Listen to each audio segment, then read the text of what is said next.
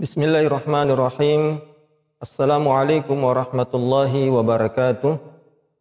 Alhamdulillahi rabbil alamin. Wassalatu wassalamu ala sayyidina Muhammad wa ala alihi wa sahbihi ajma'in, amma ba'd. Saudara-saudaraku yang dirahmati Allah subhanahu wa ta'ala, bersyukur kita kepada Allah dipertemukan kembali dengan bulan Ramadan, bulan yang penuh keberkahan, bulan yang memiliki begitu banyak pesona bagi kita. Gambaran pesona dari bulan Ramadan ini bisa kita lihat di dalam hadis riwayat Imam Tabarani bahwa Rasulullah SAW pernah bersabda, "Atakum Ramadhanu syahrul barakah." Telah datang kepada kalian bulan Ramadan, bulan yang penuh dengan berkah. Yaghshakumullahu fihi. Allah mengunjungi kalian di bulan ini.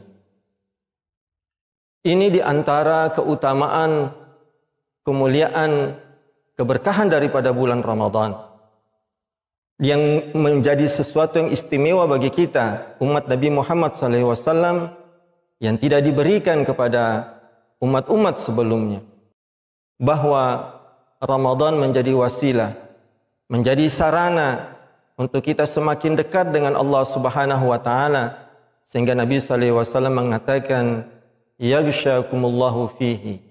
Di bulan ini Allah mengunjungi kalian. Bagaimana bentuk kunjungan Allah kepada kita di bulan ini? Nabi SAW kemudian melanjutkan dalam hadis tersebut dengan mengatakan, fayunzilu rahmah. Maka kemudian dia menurunkan rahmat. Kita semua faham bahwa yang menyebabkan seseorang kemudian dimasukkan ke dalam surga oleh Allah Subhanahu wa taala bukan karena amalnya ataupun selain daripada itu, tetapi yang menyebabkan seseorang dimasukkan Allah ke dalam surganya adalah semata-mata karena rahmat dari Allah Subhanahu wa taala. Semua amal yang kita lakukan tidak lain dan tidak bukan adalah sarana kita untuk kemudian mendapatkan curahan rahmat dari Allah Subhanahu wa taala. Dan di bulan ini Allah menyediakan rahmat yang seluas-luasnya bagi kita dalam bentuk semua amalan kebaikan yang kita lakukan di bulan ini. Dia bisa menjadi sebab kemudian diturunkannya rahmat kepada kita oleh Allah Subhanahu wa taala. Lalu Nabi SAW melanjutkan dalam hadis tersebut, wa yahutul khotoya, dan dia menghapus dosa-dosa, mengampuni dosa-dosa. Sebagaimana yang Nabi SAW sampaikan dalam beberapa hadis yang lain, bahwa amalan-amalan yang kita lakukan di bulan ini bisa menjadi sebab diampuninya dosa-dosa kita. Dalam hadis riwayat Imam Bukhari misalnya, Nabi SAW bersabda, "Man shoma Ramadhana imanan wa ihtisaban, ghufira lahu ma taqaddama min dhanbi." Barang siapa yang puasa Ramadan dengan iman wa ihtisaban dan hanya mengharapkan pahala dari sisi Allah, maka dosa-dosanya yang telah lalu diampuni. Demikian juga ketika kita melaksanakan solat, Nabi mengatakan, "Man qama Ramadhana imanan wa ihtisaban ghufira lahu ma taqaddama min dhanbi." Barang siapa yang melaksanakan qama Ramadan. Ulama berselisih maksud dari qama Ramadan ini apa? Sebagian ulama mengatakan qama Ramadan adalah seluruh solat yang kita lakukan di dalam bulan Ramadan. Tapi sebagian ulama yang lain mengatakan qama Ramadan yang dimaksud dalam hadis ini adalah salat tarawih yang kita lakukan selama bulan Ramadan. Saudara-saudaraku yang dirahmati Allah Subhanahu wa taala, masih banyak lagi amal-amal yang lain yang Nabi SAW janjikan kepada kita bisa menjadi sebab diampuninya dosa-dosa kita. Selanjutnya Nabi SAW mengatakan di dalam lanjutan hadis tersebut, wa yastajibu fihi du'a, dan dia mengabulkan setiap doa. Inilah waktu yang kata para ulama mustajabah setiap detiknya. Bahwa Ramadan adalah bulan yang penuh dengan mustajabah. Ketika kita memohon kepada Allah, maka apa yang kita minta insyaallah akan diijabah oleh Allah Subhanahu wa taala. Ada dua waktu yang paling afdol bagi kita di dalam bulan ini, yaitu waktu sahur dan waktu menjelang berbuka untuk berdoa kepada Allah. Inilah waktu-waktu yang paling mustajabah di antara seluruh waktu di dalam bulan Ramadan ini. Kemudian Nabi melanjutkan lagi dalam hadis itu dengan mengatakan, yanzurullah ila tanafusikum fihi wa yubahi bikum malaikatahu. Allah senang melihat kalian berlomba-lomba di bulan ini dan membanggakan kalian di hadapan para malaikatnya. Inilah bulan yang menjadi kesempatan bagi kita menjadi hamba yang terkenal di tengah-tengah penduduk langit. Biarlah orang tidak mengenal kita di muka bumi ini, tapi kita sangat berharap dengan amalia yang kita lakukan di bulan ini, kita menjadi orang yang namanya sering disebut Allah di hadapan para malaikatnya.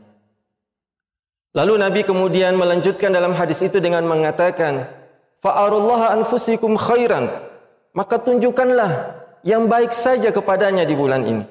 Sehingga bagi kita, saudara-saudaraku yang dirahmati Allah, tinggalkan semua hal-hal buruk yang mungkin sering kita lakukan di 11 bulan sebelum datangnya bulan Ramadan. Perkataan lisan kita yang kadang menyakiti saudara kita, lisan kita yang tidak bebas, tidak lepas daripada sering bergosip tentang saudara kita, kita tinggalkan semua. Penglihatan kita yang sering melihat hal-hal yang diharamkan Allah, kita halangi di dalam bulan ini. Demikian juga dengan pendengaran kita. Dan yang paling jauh adalah kita menjaga kolbu kita, hati kita, dari perkara-perkara yang dibenci oleh Allah Subhanahu wa taala. Di antaranya adalah su'udzon, buruk sangka terhadap saudara kita. Sehingga kita bisa sampai pada level tertinggi dalam kualitas ruhiyah kita di bulan ini. Dan betul-betul bisa menerima kunjungan Allah kepada kita di bulan ini. Namun, di ujung hadis itu, Nabi SAW menutup dengan mengatakan, fa inna syaqiyya man hurima fi rahmatullah. Maka orang yang paling menderita, orang yang paling sengsara di bulan ini adalah orang-orang yang tidak mendapat rahmat Allah. Kenapa? Nabi SAW sejak awal memberikan kabar gembira kepada kita dengan keberkahan bulan ini, lalu kemudian menutup di akhir hadis itu dengan mengatakan ada orang-orang yang kemudian tidak bisa menjemput rahmat Allah. Ini menunjukkan kepada kita bahwa ternyata tidak semua orang di bulan ini siap untuk menerima kunjungan Allah. Tidak semua orang siap untuk menjemput rahmat Allah Subhanahu wa taala. Padahal begitu luas rahmat yang sudah Allah siapkan kepada kita di bulan ini. Begitu murah hatinya Allah menyediakan setiap fasilitas kepada kita di bulan ini.